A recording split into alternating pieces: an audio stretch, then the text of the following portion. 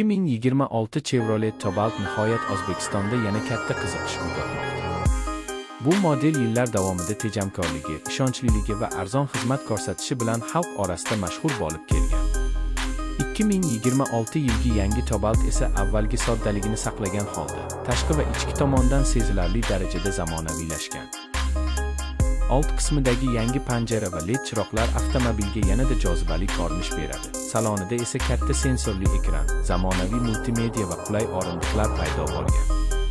Texnik tomondan 1.5 litrli benzin dvigateli yoqilg'ini kam sarflaydi va shahar hamda trassa uchun yetarli quvvat taklif qiladi. Xavfsizlik tizimlari ham yaxshilangan. ABS, ESP va kamera kabi funksiyalar mavjud. Hyundai Accent va Kia Rio bilan solishtirganda Cobalt narx jihatdan qulayroq, ravon Tortdan esa dizayn va texnologiya bo'yicha ustun. Shu sababli 2026 Chevrolet Cobalt nihoyat oilaviy, kundalik va tejamkor sedan izlayotganlar uchun juda mos variant bo'lib qolmoqda. 2026 Chevrolet Cobalt nihoyat O'zbekistonda yana katta qiziqish uyg'otmoqda. Bu model yillar davomida tejamkorligi, ishonchliligi va arzon xizmat ko'rsatishi bilan xalq orasida mashhur bo'lib kelgan. 2026 yilgi yangi Cobalt esa avvalgi soddaligini saqlagan holda, tashqi va ichki tomondan sezilarli darajada zamonaviylashgan.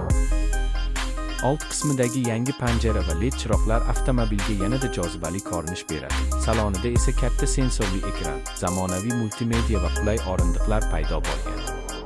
Texnik tomondan 1.5 litrli benzin dvigateli yoqilg'ini kam sarflaydi va shahar hamda trassa uchun yetarli quvvat taklif qiladi.